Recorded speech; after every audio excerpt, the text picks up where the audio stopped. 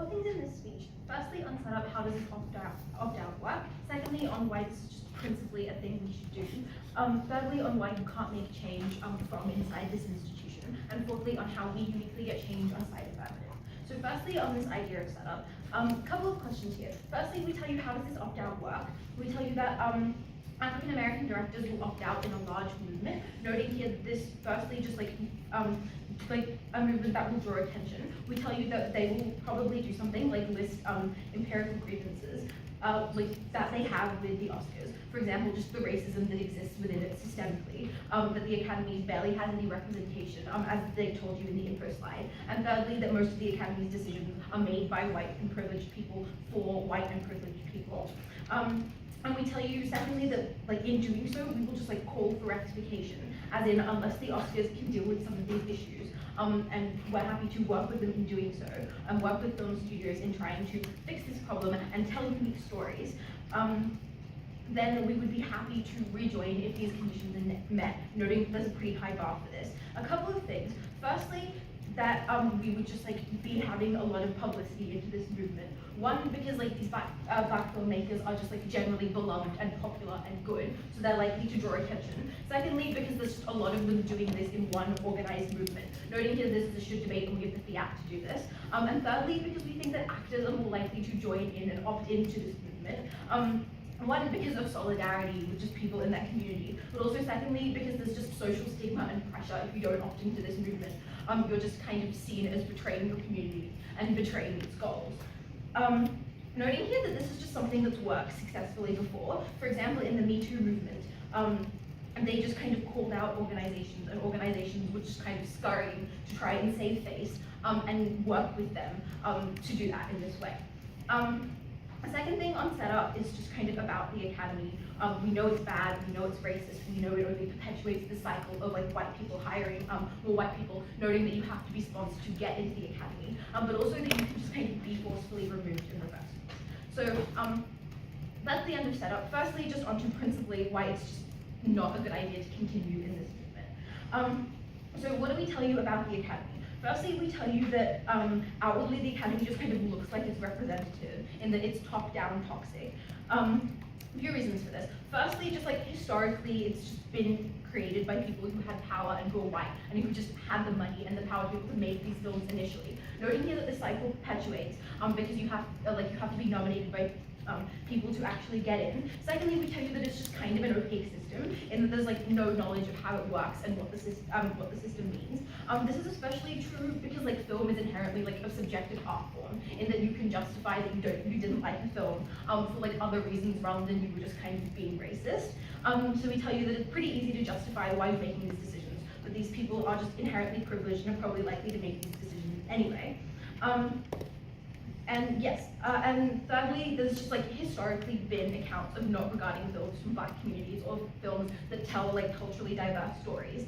And we also tell you the Oscars just kind of like discourage film companies from pursuing them. So at the end of this issue, we just tell you that it's principally not okay to like stay into a system that perpetuates this and continues to do so. Noting here that this is just kind of equivalent to like African Americans joining the police. It's an institution that's been terrible to you. And is just like systemically bad. They're locking out your stories. They're weaponizing your stories against you. We don't see why you should be part of the system. Secondly, is that just like even if you don't believe that principally, we tell you that you just can't make change in this system anyway in the first place. So you can't make a system from inside, and being inside sucks. So like practically, why bother? A couple of reasons for this. Firstly, it's just that like there's lots of like the system requires lots of inertia to be able to change it in the first place. One, because it's an outdated system. Secondly, because the majority of the people there just have quite like fixed conceptions of what good films are in the first place, and are unlikely to change those for like new methods and new stories that are interesting, but also like quite subversive. Thirdly, we just tell you it's a racist institution. People are there tokenistically, people who have money and power and who have made these films in the first place. Thirdly, we tell you that just for so in those reasons, like even if black filmmakers want to actually make change, we tell you it's very hard to do it. But also, it's just for them, it's kind of hard critique the system if they're already in it. As in, if you want to say that you were part of the academy, but then you also want to go out and talk about why the academy is flawed, you just kind of look like a hypocrite who's betraying your organization. So that doesn't look great on you. You get backlash for that. You're less likely to do it in the future, etc., etc. And also that just kind of leads to you being afraid of having your title slipped away. So at the end of this issue, we tell you from inside you cannot make change because the company will not let you make change in the first place. But secondly, you're just likely to face consequences if you do anyway. So last thing here is just why we get change uniquely on our side of the house from the boycotts that we tell you in our model. So firstly, we tell you that this is just like consists of successful directors who have power and influence and media attention on them in the first place. Noting here beloved directors, noting here actors who joined in, you have like a successful movement that has quite a bit of power. Noting here also that you just kind of put pressure on the Oscars to enact change. That was in our setup. Cool. And the second benefit we get is just that so we get media attention, but we also just get like information, as in if all of these people are talking about how they've been fucked over by the academy, the public is just likely to be aware that the academy like does all this fucking over, especially when we tell you that the system is opaque. People are just more likely to be like scrutinizing the films that are awarded Oscars, more likely to be looking for intrinsic biases by the academy, and also just putting pressure. Note that most of the public is just like generally sympathetic and generally moderate, and like when racism is just called out by movements, especially by vulnerable people, they're quite likely to just rally on the cause in the first place, noting that this movement is being perpetuated by people who are liked and have power anyway. Thirdly, we tell you the benefit of this is that you just get more awareness for the films that these people are producing. If you have this media attention, and if you have these people caring about what you're doing, you get the media attention that is associated with that. So on their side, if you can't make change from inside the office, we tell you get the media attention that allows you to do it on our side. Fourthly, we tell you that this just like actively damages the Oscars and their reputation, and that if you have people who are good at making films and they just opt out of your institution is not likely to look good in the first place because those people who are good have left it. So at the end of this, we tell you that firstly, it's not in their best interest to be a part of the Oscars because they suck, principally. We tell you that you can't make change anyway, even if you were within the system, but also you get the unique change that we want. You get more films, you get more publicity on our side of the house. So proud to Barrie. Thank you. Thank you very much for that speech.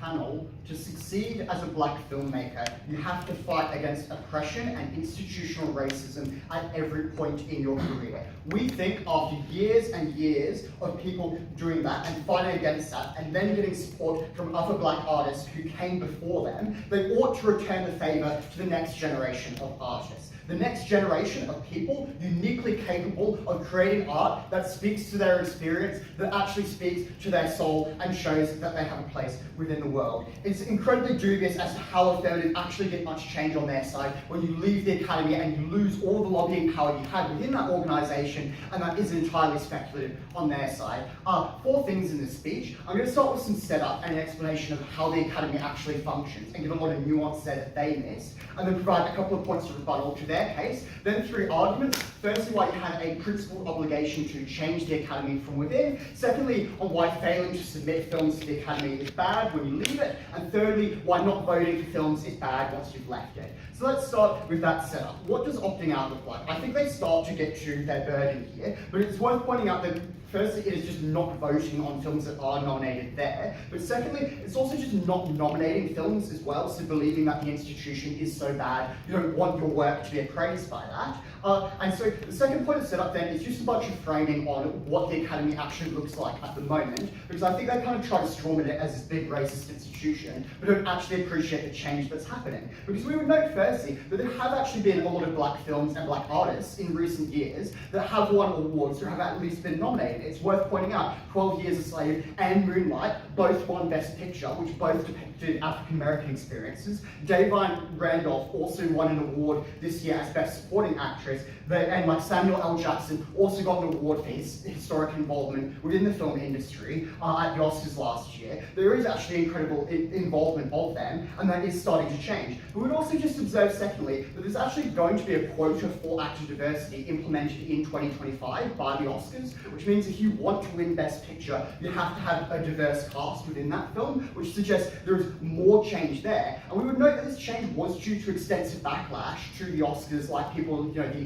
hashtag Oscars So White campaign, a lot of which was spearheaded by people within that institution who wanted to change it from within. So what this proves here is that the Oscars are actually changing. There is actually a way of changing it internally, and the mechanisms there are more plausible that we support on our side. So we necessarily support continuing to change the Academy from the inside, and we think it will be vastly more effective. What we think the counterfactual affirmative is for any black filmmakers who want some sort of recognition is you submit your films to the NAACP to try and win awards there, or secondly, you just try to succeed in other film circuits like at the Cannes Film Festival or the Venice Film Festival. But we would note here that both of these sorts of festivals and a lot of European festivals tend to be even less receptive to black filmmakers, and they tend to have more trouble there, so that's a bad counterfactual. Some quick rebuttal then, mostly to their principle here. They say you have a principled obligation to leave for 3 reasons. The first reason is that it was started by white filmmakers, and they perpetuate the struggles by only bringing in more white people into the academy. But we can just flip this by pointing out that when every black filmmaker, every successful black filmmaker leaves the academy, they can't bring other black filmmakers in. So if you think there's a principal obligation to do that, you ought to vote for our side. The second reason they give is you have no knowledge of how things work. I think I've shown in setup there is an understanding of that, but I'll explain more later as to the process of winning an award and how black filmmakers can be involved in that. So that is just empirically untrue. But the third reason they give is that Oscars discourse is bad towards black filmmaking and they discourage black filmmaking, which is entirely untrue. I pointed out that Moonlight and 12 Years a Slave were both able to win awards. There are a number of black actors and artists who have won awards before. That is just untrue. Moving on to the first point then on the real principled obligation in this debate, we think there is an obligation to change the academy on the people who are within the academy, and there are 2 reasons for this. Firstly, we think it is simply that the sorts of artists who are involved within the academy gained a lot of success from other black artists who wish to be involved within that, or wish to have a career within film. So for instance, Barrie Jenkins, who directed Moonlight as his 2nd film ever, had stars like Mahershala Ali within that film, had famous black actors who were able to support him in that endeavour. And so at the point where you are able to win an Academy Award and join the Academy for that, you ought to support other filmmakers who have supported you there and support the next generation. But secondly, we would just say that oftentimes the community propels these people towards being successful. That oftentimes the black community will rally around getting certain people to win the Academy Award. And there was a lot of campaigning within that process there. And we would suggest when you have that campaigning, you ought to try to join and contribute to that campaigning so the next generation can succeed. That's the principled obligation there. It is so much better on our side, and we explain better grounds for it. Moving on to the second point then, on why failing to submit films to the Academy is bad, noting that this is actually their burden. If you're going to boycott the Academy, you won't submit your films, and you won't support other films being submitted. 3 reasons why this is bad. Firstly, you just have fewer authentic films made about the black experience, because oftentimes art house and independent films that are made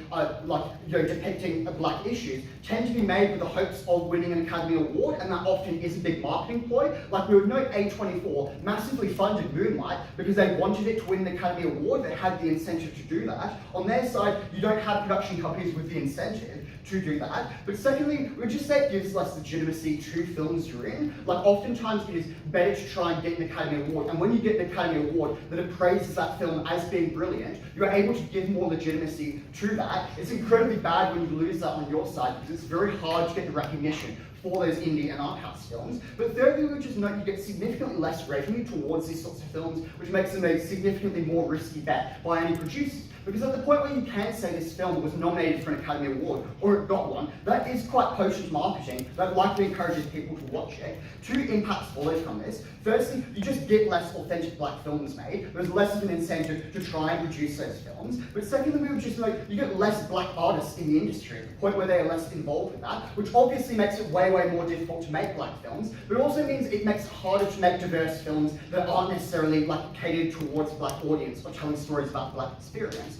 So the weighing on this point then is that these outcomes are so much less speculative than affirmatives, simply because we're arguing pre-existing mechanisms and we actually have examples, note the lack of examples or any sort of empirical reason on their side. They're arguing something entirely speculative and unheard of. We point to historical evidence, we point to existing mechanisms within the academy. Moving on to my third point then, or why not voting is bad. And the first observation I would make here is the process by which you win an Academy Award starts by having a whole bunch of films that are like long listed for an award. So you have 30 films that are maybe long listed for Best Picture, and then you create a short list by people in the Academy voting on that long list to then create like a list of 10 nominees. And like what follows from this is three mechanisms on why not voting is bad. Firstly, you can't campaign for other black films that have been long listed. It's incredibly difficult to put on and say, vote for this should be your nominee. Secondly, it's just less likely that black films do get shortlisted, because at the point where you cannot campaign for that, it's incredibly difficult to promote that. And at the point where there's just fewer of them in the long list pool, it's incredibly hard for them to get through to the point of being nominated. But thirdly, we just know that you stop other black filmmakers from joining the Academy, even if they wish to. And this necessarily breaks the continuity by which you're able to do that, because if there is a proportion of black filmmakers who do wish to join the Academy, who want to gain that recognition and want their films seen on the big screen, you entirely stop that on their side. Two impacts follow from this. Firstly, you just harm the development of black filmmakers. It's incredibly hard to get any exposure there, and that's an enormous harm, as this is the way people process their experiences. But secondly, this also just results in less black films, because it's harder to gain that recognition. It is harder to believe that this film is genuinely going to be nominated and could actually win an award. For those reasons, incredibly proud to propose.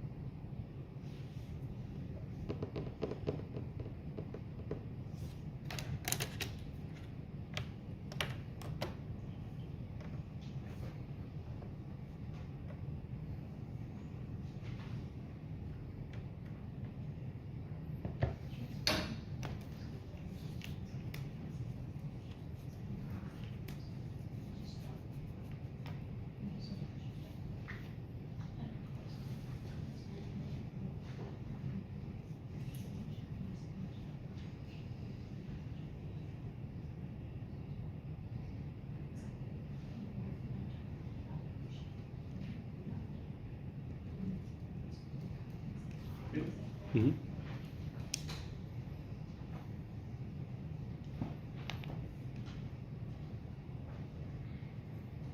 One or two examples of incredible films managing to break through all the structural barriers and racism present in the Academy is not evidence the Academy is fine, the Academy is getting better. It is evidence the pushback, the media, the scrutiny, or whatever, force them to respond. It is evidence that our pushback, our protest, our campaign is actually something that will force them to acknowledge the artistry and the great work that black filmmakers are doing, and that's why our side one actually gets changed to make sure there isn't just one or two films, but it actually is the plethora of diverse, brilliant filmmaking that all be respected on our side. We're going to decide to actually achieve that change. They're decided to stuck around the 80% whatever of black filmmakers who are in the Academy, which is obviously a disgraceful number.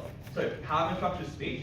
First, we're going to deal with the aspects of to talk about them, the individual benefits to yourself, then explain the benefit, why I don't get benefits to the other actors they will support, and then finally deal with the aspect of principle. So firstly, our first push is how you actually beneficial for yourself, right? Because obviously you can be in the group and get Oscar benefits yourself, and that is your own career, and then that sort of stuff. a few responses. The first one notes, obviously, you are already successful, which is to say the benefit you get from getting necessarily a label is not actually that much larger, right? So obviously, you've already made success, so just having your name in the academy with the other, like, several thousand people already in there is not actually particularly distinct. Obviously, you have to find a way to jut out and cut out. I said by contrast, you want name recognition, making a voice to yourself, the protest as a person of principle, probably something people would actually support and recognize, say, this is someone I admire as an actor and hence want to go see and respect. That probably is quite important in those aspects. And that seems rather important. And secondly, obviously knowing your portfolio is far more important than what groups you belong to in those aspects. Probably means that's the case. And thirdly, obviously, with the academy campaigning, etc., there's obviously massive time spent in those aspects. Having to try and do a campaign rallying against an institution is fundamentally against you, which always means that just takes time away when you could be doing more productive options and campaigning in award ceremonies around the world, which are more respectful, which are like actually recognize you in places that aren't just the white Hollywood Oscars.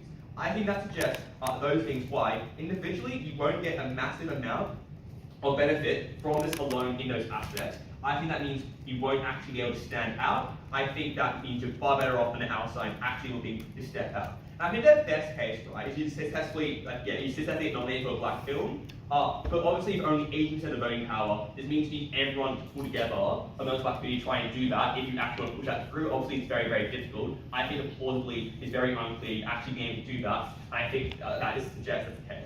At the end of it, I think the benefits to yourself obviously just aren't actually that significant, right?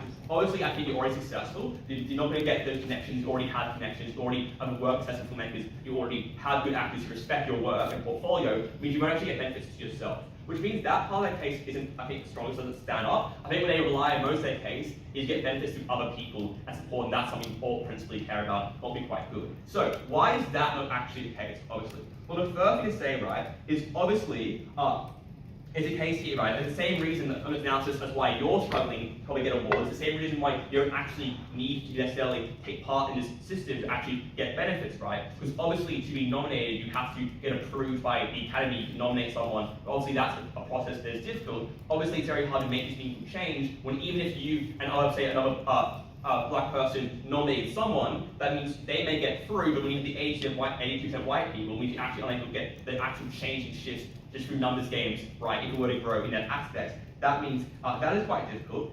Secondly, I think if you try and support people in those aspects, you probably lead them down a path which is unsuccessful. They're probably better off working in other directions and often looking in those aspects. That's just kind of important in those respects. Probably means where I'm going with this, probably means you probably be better done in those respects go in that direction. I think the third thing to note here, if I find where my piece of paper is just to say that obviously is the case that if when you nominate someone in that direction, obviously you can still support them in other ways. You can bring them into your work, you can work them in the industry, you can go work for other film festivals. It's not clear to me why specifically Oscars to one pathway to win these awards and actually win this. Obviously, I know Oscars, very few Oscars actually are given out, right? I think in that case, you actually need to get change in those aspects. It's very rare actually to achieve that. Obviously, you have, like, yes, Moonlight, what have you, but obviously, you could do it in other ways of, they say, very successful. And obviously, Samuel L. Jackson and, also actors are very successful prior to getting nominated for Oscars. Also, example, Leonardo DiCaprio, very successful prior to winning an Oscar. I don't think that's a pathway for these actors necessarily being successful. I really must believe the end of that then is obviously this is not necessarily a very important pathway and yes, it possibly could have some benefits, but those benefits are nebulous, it won't change the system. I think overall, the trade-off, one potential person you may get in, may get one connection, I think is not worth the overall hurt you get when it is in that aspect, when we give you the long-term change we argue for by forcing the pressure to respond, when the Judicial Academy hasn't been able to respond to large media pressure we talked about earlier on the outside, is very significant. The final aspect I want to talk about is the notion of you get less of these films made who say art houses love the Oscars and that sort of stuff is very true in those aspects. But obviously I have a few responses to this one. The third one is obviously I think the number of art houses that are willing to bet their success on an Oscar is always quite rare, given they already know the structural disadvantage against these actors, which just means they're very unlikely to approve one unless they think they have extremely high certainty, which means the struggling filmmaker I want to talk about is obviously never going to get that risk unless they actually think they do have a massive chance, which I think to be very careful about assessing the likelihood that's actually applying to anyone meaningfully. Obviously the actors, the writers, the black filmmakers themselves obviously care about these stories about, their, community or what have you, so obviously themselves have incentives to do that, and obviously probably can still find other ways to do it, that is go to film shows, film, academy, shows, like film festivals, that's one, that actually means to support them in those respects, that actually are more able to actually get those changes under those sides, right? I think at the end of that then, I don't think many art houses that maybe at most one film under their side would actually meaningfully flip the incentive under their side. I think it's a dubious claim. I think obviously they make films that say are profitable, that likely to appeal to the masses, appeal to, say, communities in those aspects, probably be a more viable pathway to actually get these film companies to approve these sort of films. I think that's far better, doing it throughout, getting the media sort of incentives on your side. We talk about protesting campaigns, probably a better way to get pressure to approve your films in those respects. That seems quite good. Okay, the other thing I want to talk about though is obviously the principled aspect to this, right? Because obviously they say, obviously I'm going to say, well, your principal obligation to help those people around you, and then we have the principle of obviously saying, well, no, your principle to not work in a system that is that toxic and that is that disrespectful. So, how to wear it? Obviously their principle obviously is contingent actually making a meaningful difference. I just don't think they get that. I think they just simply do not achieve that. I think the way you have to consider is obviously it is the case that you get one or two people into the community, what does this actually give you? They don't actually explain beyond having a potential campaigning process, which we tell you you'll not be able to get. I think that contrast our principle explains quite clearly that you simply should not work in a system that oppresses, a system that's harmed you down, system historically has worked so hard to fight against you. I think you should all rally against that system and not tell people and that, this system will be good for you, this will let you in. I think typically you're lying to other filmmakers, people who are less knowledgeable about the harsh reality of the system. I think that is principally unjust, that is something you should not support. So at the end of the speech, what you all believe. You all believe you get limited benefits to yourself and hence it's bad for you to do it. You all secondly believe you actually do not help other filmmakers and you rather trap them in a cycle that can't be achieved. And finally, obviously note, unresponsive claims will either get changed outside the system is the pathway to actually help these people who care about them. If you care about these actors, you all work out the system. So proud to work.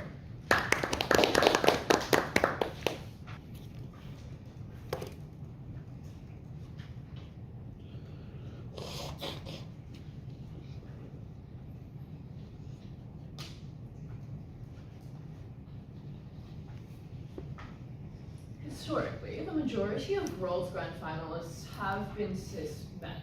The reason why I continue to debate and will continue to trial for Worlds as a WGM person of color is because I believe in things like WGM Forum, because I believe in things like AA requirements that the circuit has already made, and because I believe that just genuinely having that success and legitimacy in that same space would mean a lot to me, right?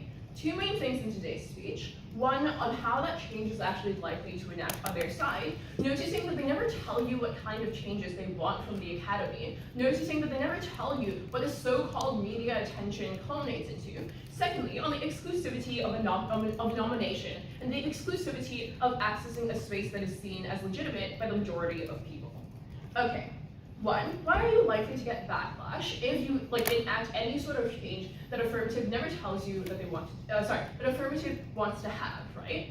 Notice that, again, they never tell you what kind of changes the academy has to make in order for it to be structurally good for Black people.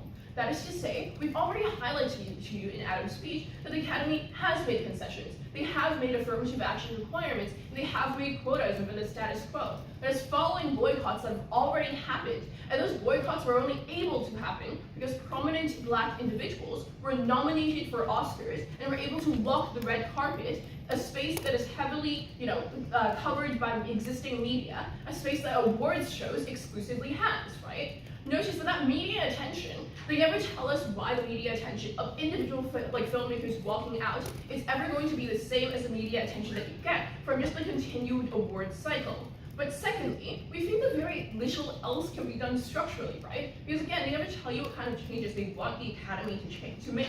If they say that the individuals of the academy need to be more diverse, we think that the only way in which this can actually happen is by, for example, kicking people out of the academy. which creates like huge optics of unfairness, which causes people to think, hey, we've already done changes in terms of having quotas. Why are you forcing us to kick people out? Why are you forcing us to actually make even more concessions in a way that is actively detrimental towards the people who already have high levels of prestige, right?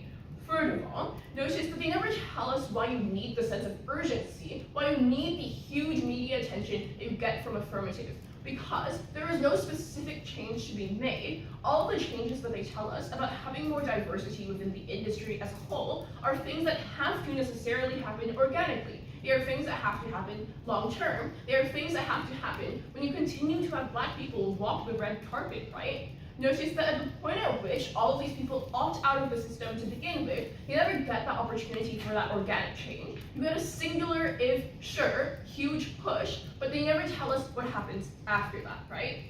Again, the exclusive harm that comes out of Affirmative is that not only are you likely to be seen badly, because these changes would likely be hugely controversial, but also you are not likely to get any future opportunities, right? Because if you as a Black filmmaker push for your friends and connections, the people that have helped you into your success, the people that have allowed you to be successful based off of the existing awards that you've been nominated for, based off of the funding that you've already received, that means that we're just seen as a shitty person with no clear end goal other than revenge towards a system that isn't flawed to begin with.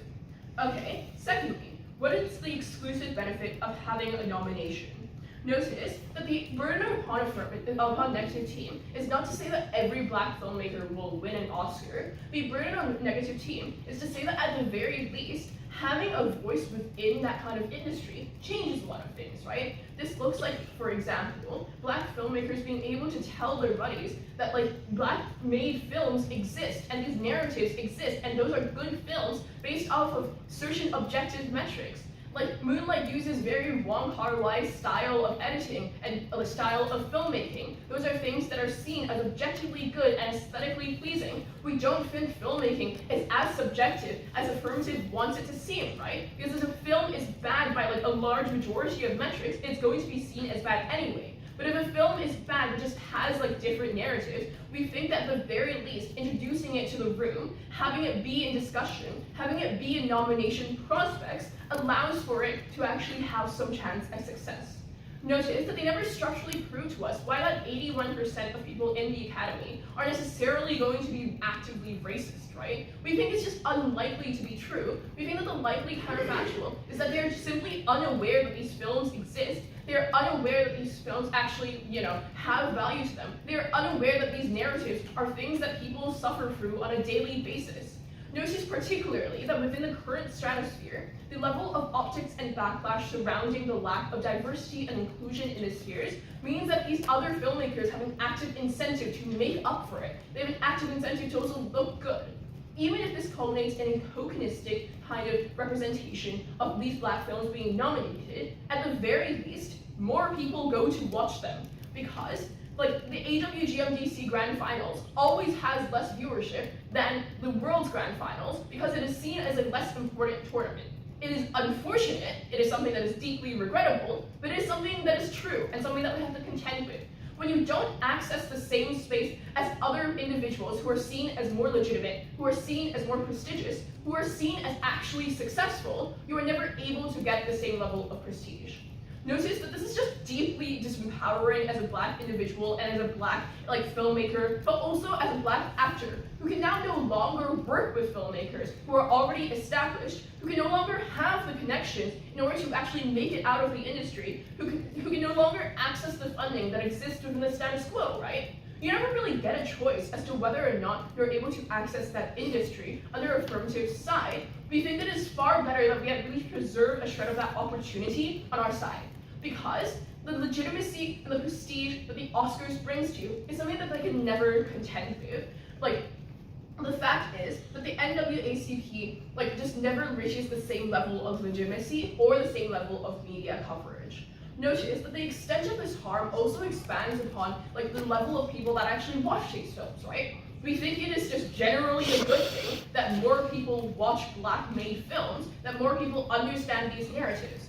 And if you have an Oscars nomination, if you have like just generally this prestige of the Academy backing you as a whole, it means that you are likely, as not even just like a Black activist, but also just as a film nerd, to watch those films, right? It means that you don't just watch films because you're within the community, you have external recognition. And again, this is something that people from within the community already have shown to want. Like, these people who are successful in the status quo want to get these awards. These like other people who have supported them, like Janelle Monáe on the soundtrack of Moonlight, have wanted them to get these awards. They have shown their existing support towards these nomination processes. We think it is only fair that you pay these people back, that you pave a road for the future generation in order to continue to get these awards. Being seen in a separate space, being seen as consistently lesser, is not worth the immediate push of media attention that you get on Affirmative, considering the fact that they never tell you what that media attention actually looks like and what it culminates in. We say that the Oscars is changing, we say that the debate circuit is changing. I hope for it to change more. Yeah. Very happy to hear it.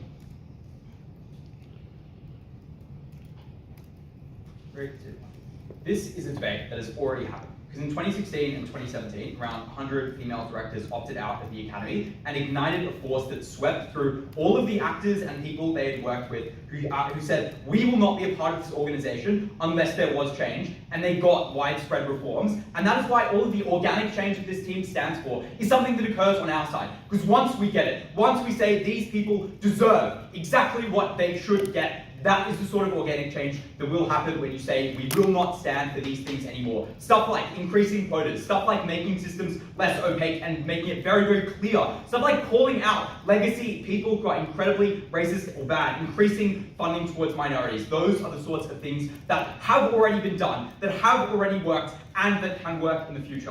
First thing I want to note in this debate is this team fundamentally misunderstands the way in which this works. This is not a process that is forever. This is something that engages in boycotting these institutions by all opting out all at once, getting those directors like Denzel Washington, directors like Spike Lee, and getting all of the power those people have in Hollywood, all of the influence they have over you and I, people who are likely to agree with them, all of the influence they are likely to have on social media, and calling out the things that have been done, getting other actors that are just not affiliated with this movement, but don't want to stand against the movement that they are putting out, and saying, we want to change and we will not engage in this organization in any other way, making it an enormous and unprecedented thing that you are doing. And that is exactly the form of thing that I think gets a lot of their benefits, but engages with them in sort of a far greater way. Firstly, I want to talk about whether or not you can change the Academy. Secondly, I want to talk about financial incentives for firms. Lastly, let's talk about the principles. Firstly, whether or not you can change the Academy. They are going to lose this issue because they gift it to us. They say the Academy is already changing. That's brilliant for us, because it implies that this is an Academy that has already been changing slowly without pressure. Imagine how much it would change if you actually put pressure on them. Imagine how much it would change if you forced their hand, if you say you have to engage in these things, if you actually put pressure upon them. But secondly, they say that they can see the change has been created by backlash. This is the most crystallized form of backlash. It is the most public form of backlash. It is something that is likely to be reported to an enormous extent because of the fact that it is unprecedented, but also because of the fact you have to justify it. You can't just say, I'm opting out of the Academy. You have to tell the story why, and people are so keen to know about that. Why are these people not opting into it? But there is just likely to be an enormous amount of buy-in that you are likely to get. Firstly, because there is a huge social stigma in Hollywood from everyone else around not joining in this fight, right? Or at least not agreeing with them. Even if you don't yourself opt out of the Academy, you can't be like, well, I don't stand with those people against racism. Of course you support them. Of course you support those public things. But secondly, these people are incredibly popular. It is actors like Will Smith, it is directors like Denzel Washington that have a huge control over the cultural zeitgeist, that are able to put pressure upon the execs, but also that these are people with connections, the ones who can leverage those things to get what you want. Why is the Academy likely to give in to you? This is analysis we give you at first Affirmative. The fact that they haven't responded is not only damning, but it digs their grave. Responding to this now is far too late. We give you 3 reasons. Firstly, it delegitimizes these awards, because now everyone knows when the next Oscar plays, and most of the contenders, who they say, people who are in the Oscars, people like Moonlight, aren't there, but also it shows and worsens the problem, because if a bunch of black people opt out of the Oscars, the representation of the Oscars is now going to be dog shit, right? It's going to look exceptionally terrible. So you dig more and more and put a huge amount of public profile into it. But then secondly, you're likely to get a huge amount of commercial pressure upon these people as well, because companies have incentives to say stuff like, we stand against racism in an enormous and public display, which is exactly what this is, because this is a team that has stood by the status quo. A status quo where fuck all has happened for far too long, and even when it has, the only way it has changed is around backlash, which is exactly what we are creating, exactly what we are putting on to an enormous degree. Let's now get into, I think, the only meaningful thing they have in terms of winning this debate, which is when they say, oh, well, there are going to be fewer films made by minorities. The first, and I think most damning weighing of this argument is, this is an argument that just falls out of the debate in the long term. Because after you get those forms of change, you can go back into it. You can get organic change, you can get these people into the Oscars, but notably, it is far easier on our side, because we've made and lubricated the fabric of discourse. We put a huge amount of pressure upon them, and because the Academy doesn't want to have to go through this again. They never want to be back in the position where they lose all of the people who put so much pressure upon them, where they have to get screwed over again and again. So this is something that is, I think, likely to be far better in the long term on our side. So maybe at best they get a very short-term benefit. But why is that benefit, I think, even smaller? Firstly, because as I think the topic allows for us to say, these are successful directors and successful actors, so they already have commercial power. They probably already get films made. The only way in which they get a benefit is through art house, like, studios like A24 not funding them. But this is a tiny part of this debate. For the reason that, one, the fact that you might get an Oscar or get nominated is exceptionally speculative. So there are very few firms who are willing to fund billions or hundreds of millions of dollars to finance those films, because the chance you will actually succeed is often nil. But then secondly, that's even worse for minorities, right? Who've suffered through all of the discrimination that we outlined, who are unlikely to get those things to an even greater extent because the Academy is 81% white, as is empirically true. So all of that means that I think this is a tiny harm in this debate, but it actually gets better in the long term on our side. That's why it falls to us. The very last thing they say is, well, the system is fine, nothing has happened, and these people aren't racist. Let's go through each of these claims. First claim is, at second negative, these people aren't racist. Beautiful. If these people aren't racist, what do you think they're going to do when this happens? What do you think they're going to do? They're going to agree with the sorts of things that we report. They're going to acquiesce to these forms of things if they are so unracist as this team suggests. But then secondly, obviously they just didn't listen to all of Ariana's speech, because we give you the mechanisms as to why these people are racist. The fact that, one, these are legacy institutions, and so the people who engage in them are often exceptionally old, people who are tied towards those traditions. But then secondly, they have subconscious biases. They've seen what film has looked like for the past 60 years, and they have conceptions as around what is good, what sorts of stories are worth it, what sorts of stories are genuine. It's why, for example, black people often suffer disproportionately from just stuff like filming, because people aren't used to filming black skin as opposed to white skin. It's goddamn damning, and it's much more important when you actually get control over that, when you actually get the sorts of changes we report, like getting people to engage in those systems. The very last thing they say is, well, the system is fine because some black films have been nominated, but our case, I think, defeats this. We explain that this is just the exception. The vast majority of these things do not happen, and when they do, they are tokenistic. They are false choices that show off how good the Academy is on the surface, when on the inside it is bad, because often things like the donors to the Academy are also incredibly racist, and so there's pressure around them on that. But broadly, that these people don't get a huge amount of change, because there is a race to the bottom if you're a black artist to actually getting support, because you don't want to do stuff like hurt all of the people that you've worked with, or stop a connection. So you've no incentive on their side to ever call out these institutions, because it forecloses things like actually working with them or getting funding. Let's last talk about the principles in this debate. Their principle is you have to change the Academy. Our principle is that this is an institution that is fundamentally terrible. The reason you should weigh our principle more is their principle around changing the Academy obviously occurs on both sides. Ours is the one that is entirely exclusive. Their claim here is you can help new black artists. You can help new black artists get in. But firstly, this implies you can actually get these people in, and often you can't. There is a fixed amount of artists you can get in, and you're going against a huge amount of white people who don't notably dominate these industries. And there are often nepotistic incentives from studios to sort of bankroll a bunch of rich or white people to get in. Obviously, you don't get those people in. That is why you should have voted. Very, very fast. anti-blackness is the positioning of black people as the permanent other in society. It's the refusal to recognize that black people too are capable of creativity, hold the same aspirations as their white counterparts, and deserve to exist in the same spaces because they are just as human as them. It would be a massive tragedy if successful black filmmakers who have been validated as human by other white people who had the pain and joy they associate with their blackness recognized as human to strip other black creatives from the same opportunity. Two things in this speech. First, on the principle. Secondly, on the impact this has on the black community. So first, on the principle, their main claim is just that it's a principle good to resist against a racist system. And they never at any point explain to you why the internal resistance, which they acknowledge has been successful in the past, which they do not confess, does not fulfill that same principle. As a consequence, we're able to accomplish the same principled obligation on our side. Secondly, black filmmakers who are successful, as entailed by the title, owe their platform to Oscar success. They owe the community, such as people like Mahershala Ali, Janelle Monáe, collaborating with them with their film, allowing them to become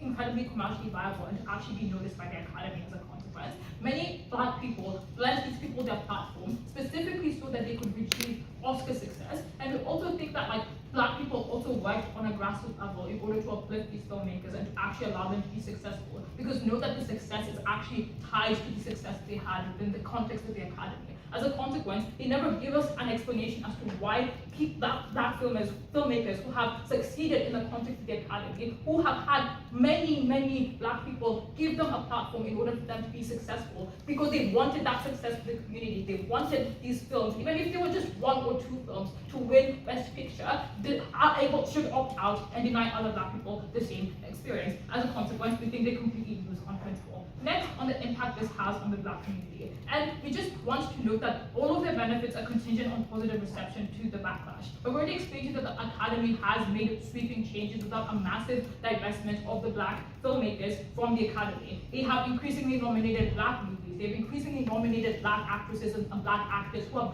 won every single year. We think that they have implemented affirmative action, something that they never contest, to actually ensure that there's a level of black representation in every single Best Picture nominated film. That in turn ensures that black actors are always nominated as a consequence of them always being in these Best Picture films. We think that they never respond and contest these claims, and as a consequence, they never explain to us why this internal campaigning and communal backlash never sufficed in order to actually get sweeping changes from the Oscars. It has already happened, and it has happened in a massive way that has benefited numerous black people, and we think that again, we never stated that this was without pressure. This was within the context of massive internal pressure. This is within the context of black filmmakers within the Academy voting to nominate these actresses, voting to nominate these films, voting to have them on the shortlist in order for them to actually have a platform. As a consequence, we think that that is something that we have on our side. They never contested. They never said why we need this extra jump in order to accomplish any of the benefits they have on their side.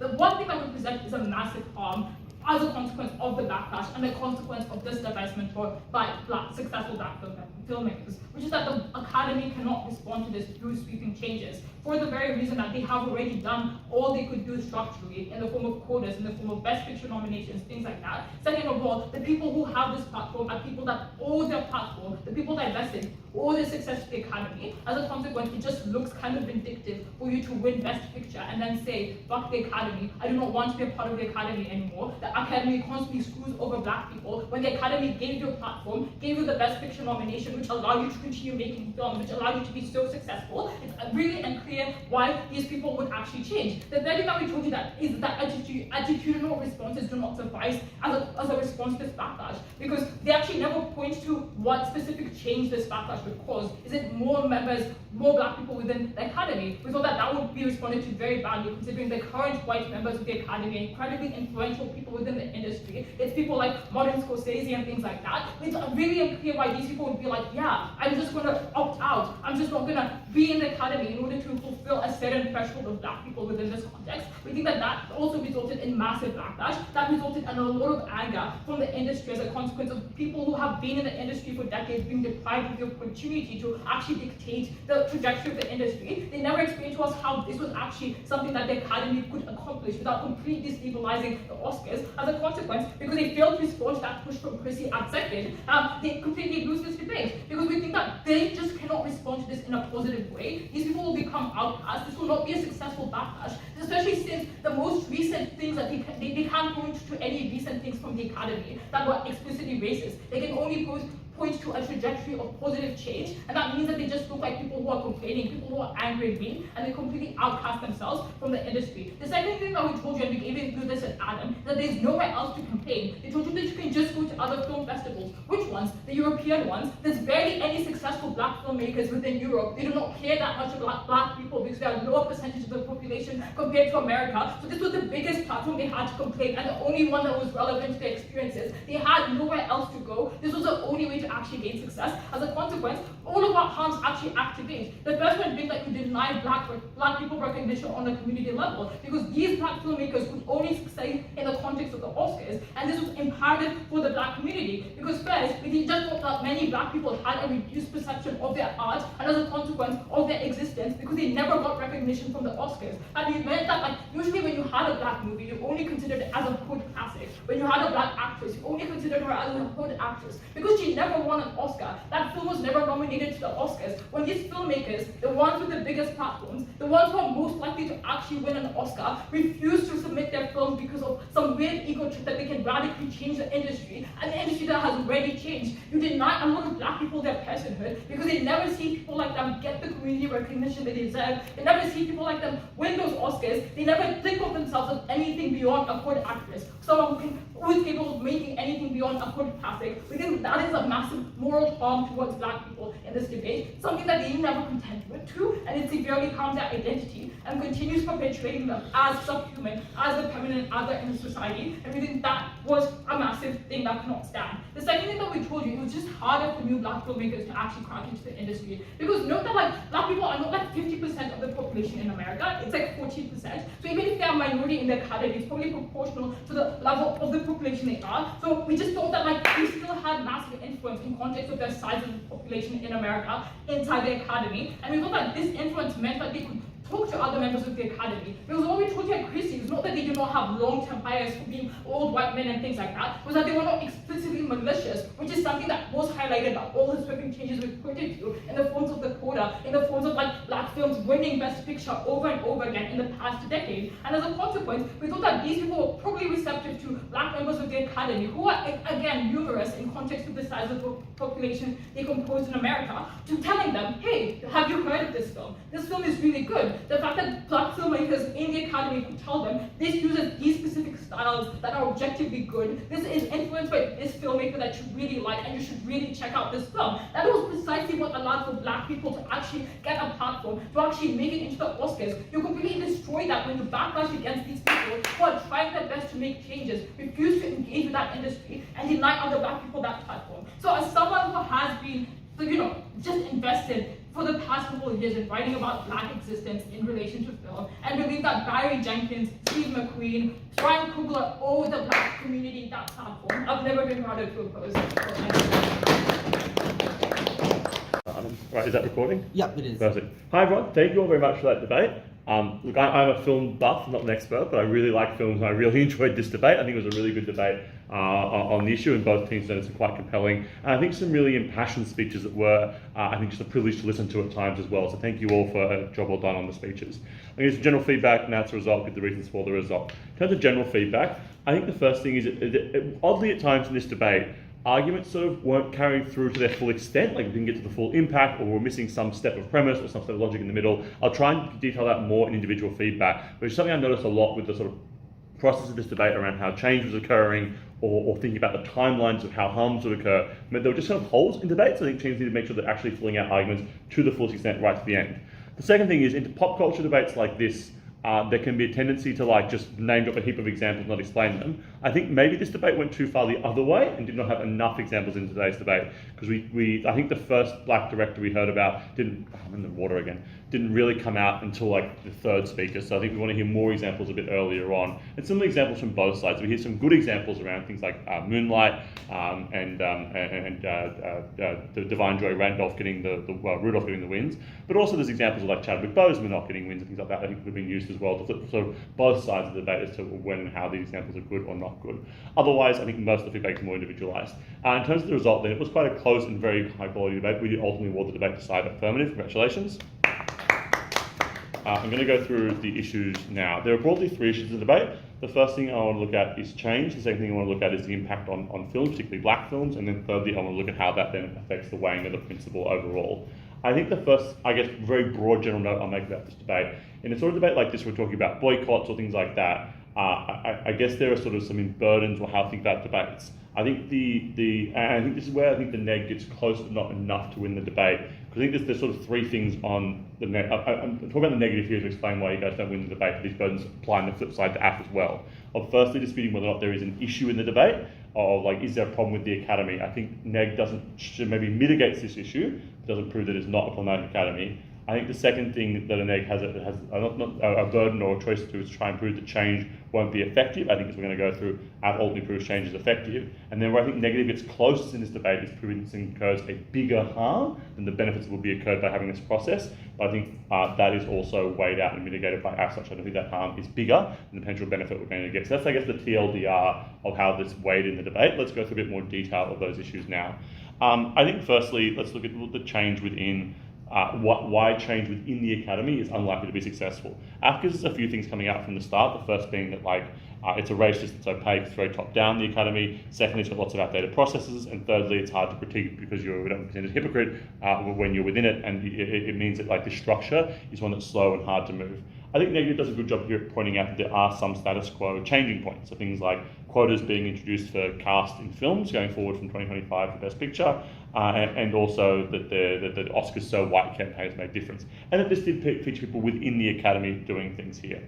I think what this ended up doing in the debate, I think, is mitigating and showing that there is some extent of change that is occurring. The question becomes how big and how fast is that change, and can AF make bigger, better, faster change that we care about? And this is where I think AF starts to move ahead on this issue of change within. The first thing they do in response is point out really is just some examples that the Academy is also doing bad. I mean, I think this is where we would like more examples of the Academy doing bad, but using things like the info slide of the proportion of films that are in there, why it is structurally difficult to break through those barriers, I think all help show that while there are some positive changes happening, there's still a lot more to go. That's right, that was the second reason, structural issues as well. There's a claim at third that the Academy can't change anymore, and that it has pushed as far as it can. I would like a bit more explanation on what is that barrier that means it can't change anymore, that means that the status quo is at an acceptable level overall. So then at this part of the issue, I'm convinced that change within, while slowly occurring in some extent, is not really occurring as much as we want, and can be significantly and more can significantly be done.